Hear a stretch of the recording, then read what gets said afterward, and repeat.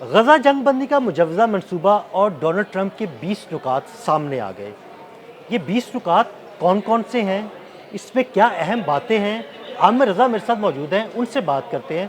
आमिर भाई, गजा जंगबंदी का एक मुजव्वज़ा मंसूबा सामने आया है, डोनाल्ड ट्रंप के 20 नुकात, उनकी तफसीलात भी सामने आ गई हैं। हमारे नाज़रीन को ज़रा इन 20 नुकात के बारे में बताइएगा। देखिए, सबसे पहली बात तो ये है कि ये एक खुशाइंद बात है कि गज़ा में अमन के हवाले से जो गुज़िश्ता कई बरसों से पाकिस्तान भी आवाज़ उठा रहा था, बाकी ममालिक भी आवाज़ उठा रहे थे, उस पर कहीं ना कहीं जाकर कोई ऐसा पैक्ट बनने जा रहा है या ऐसा माहिदा होने जा रहा है जिससे कम अज़ कम वहाँ के अवाम को रिलीफ मिलेगा। गज़ा का अगर ये आप देखना चाहते हैं मुजव्वज़ा मनसूबा है क्या, तो आपको ये नक्शा देखना पड़ेगा जो डोनाल्ड ट्रंप ने जारी किया है गज़ा का। गज़ा में इस वक्त सूरत हाल ये है कि बिल्कुल एक छोटी सी पट्टी है जो जिसके दूसरी तरफ समंदर है और इस तरफ इजरायली फ़ौज है और दरमियान में गज़ा के लोग जो कि गज़ा सिटी से लेकर इस मिस्र की सरहद तक जो हैं वो मुहासरे में हैं। ये है वो सूरत हाल। ये असल में हम लोग गज़ा को पूरा गज़ा ये यूँ समझ रहे हैं कि जैसे कुछ इलाके पे इस वक्त इसराइल का कब्ज़ा है, लेकिन अगर आप इस नक्शे को देखें तो आपको समझ आएगी कि सिर्फ एक छोटी सी पट्टी बाकी रह गई है जिसका मिस्र के साथ भी कोई तल्लक नहीं है और ये चारों तरफ से इजरायली फ़ौज के, जिसको इजरायली डिफेंस फोर्स कहते हैं, उसके कब्ज़े में है। वो जो तस्वीर आप साथ देखेंगे उसमें आपको ब्लू लाइन उसकी तशरीह करेगी। इसके इस मुजव्वज़ा मनसूबे के तहत अगर अमन होता है, हमास को अपने हथियार फेंकने हैं और हमास को अपने हथियार ना सिर्फ फेंकने हैं बल्कि अगर हमास के लोग चाहेंगे तो वो गज़ा से जा भी सकते हैं, अगर नहीं जाना चाहेंगे तो पुरअमन तौर पर यहाँ पर रह सकते हैं। फ़लस्तीन के अवाम जिनका गज़ा असल में है वो अगर रहना चाहेंगे तो रहेंगे, कहीं जाना चाहेंगे तो चले जाएंगे, लेकिन इज़राइल मरहलावार अपना कब्ज़ा ख़त्म करता चला जाएगा। और सबसे पहले जो पेशरफ्त होगी वो ये कि हमास के कब्ज़े में जो इज़राइली मौजूद हैं, चाहे वो ज़िंदा हैं चाहे उनकी बाक़ियात हैं, उनको हवाले किया जाएगा। इसी तरह इज़राइल इसके जवाब में एक आप समझे डेड बॉडी के बदले में वो 15 डेड बॉडीज़ देने। आप अंदाज़ा करें कि इनके पास हमारी कितनी डेड बॉडीज़ हैं। एक के बदले में 15 देंगे और ये एक इजरायली को छोड़ेंगे तो उसके जवाब में वो तकरीबन 50 से ऊपर के जो फ़लस्तीनी जो कैद हैं बेगुनाह, उनको बेगुनाह कैद हैं उनको वो छोड़ देंगे। और यूँ ये अमल जो है आगे को बढ़ेगा और उसके बाद एक इंटरनेशनल सिक्योरिटी फोर्स जो है तरतीब दी जाएगी जिसमें मिस्र, उर्दन के लोग भी शामिल होंगे, फ़लस्तीन की नुमाइंदगी भी होगी, इसराइल की भी होगी और अमेरिका की भी होगी। अमेरिकन प्रेसिडेंट का कहना है कि ये जो बनेगी कमेटी, अमन कमेटी जो बनेगी उसकी सरबराही वो ख़ुद करेंगे और उसके नीचे मुख्तलिफ कमेटीज़ बनेंगी जिनमें उन्होंने टोनी ब्लेयर को भी शामिल कर रखा है।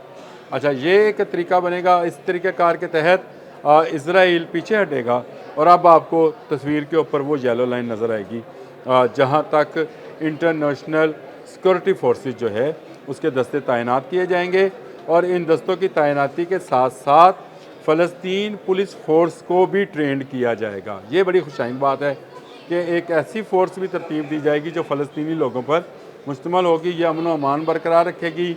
ये जो बॉर्डर्स हैं जिसकी लाइन ड्रा की गई है उस तक रहेगी। मज़ीद कैदी रहा होंगे, दोनों जानब से कैदी रहा होंगे और इसराइल मज़ीद अपनी फ़ौजें जो है वो विड्रा करेगा। इसके बाद आपको इसी नक्शे के ऊपर, इस तस्वीर के ऊपर एक रेड लाइन नज़र आएगी।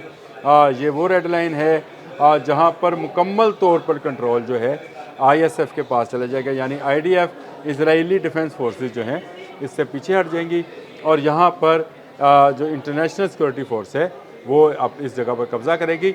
यहाँ से बहाली का अमल शुरू होगा। जो इमारतें गिर चुकी हैं उनकी तमीर के लिए मदद की जाएगी।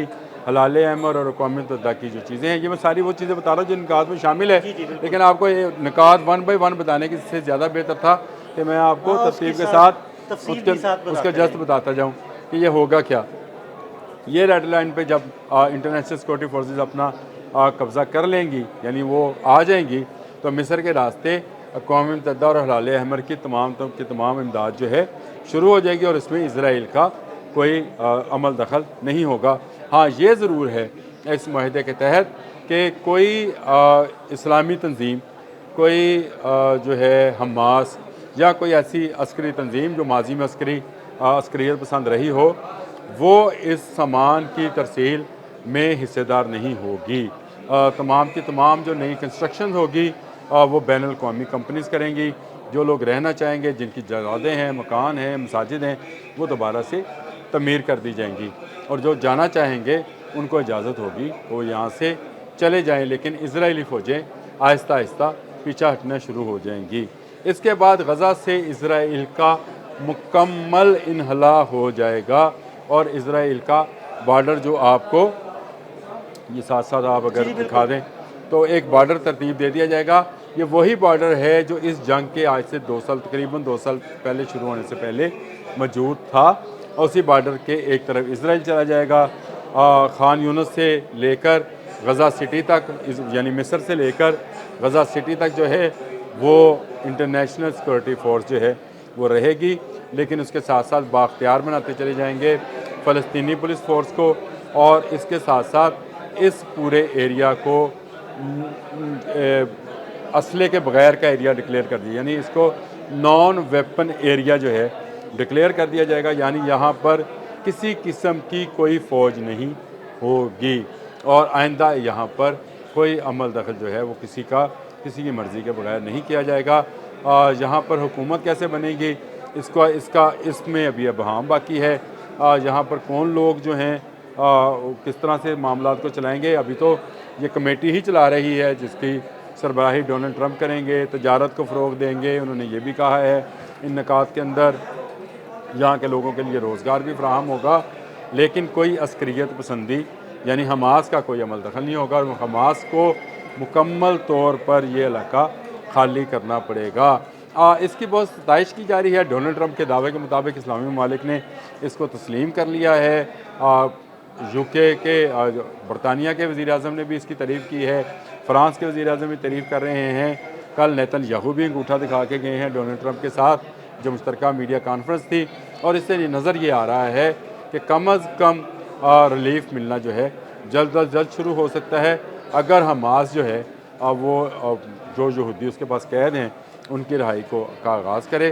अमलन अभी सिर्फ यही कहा जा सकता है कि अभी देखने में तो ये बड़ा अच्छा लग रहा है, क्योंकि मुझे अंदाज़ा है कि वहाँ पर कहत है, वहाँ पर बीमारियाँ हैं, वहाँ पर भूख है, अफलास है, और बम्बारमेंट है। कल भी इजराइल ने जो है वहाँ पर बमबारी की, और इसके नतीजे में 69 के करीब लोग जो हैं वो जामी शहादत नोश कर गए।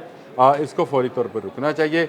जंग बंदी का ये मंसूबा है, और अगर जंग बंद होती है बाद की चीज़ें बाद में देखी जाएंगी, लेकिन फ़िलवक्त उन लोगों को इमदाद मिलना शुरू हो जाएगी, और अगले चंद दिनों में आप अगर इस पर अमल दरामद शुरू होता है तो अगले चंद दिनों में आपको गज़ा में अमन आता नज़र आएगा। बहुत शुक्रिया आमिर भाई जी। बिल्कुल, आमिर रज़ा ने बड़ी तफसील के साथ जंग बंदी के इस मुजव्वज़ा मनसूबे और डोनाल्ड ट्रंप के 20 नुकात पर रोशनी डाली, और बड़ी तफसील से आपको बताया कि क्या होने जा रहा है। अदील अहमद और आमिर रज़ा को इजाज़त दीजिएगा। अल्लाह हाफ़िज़।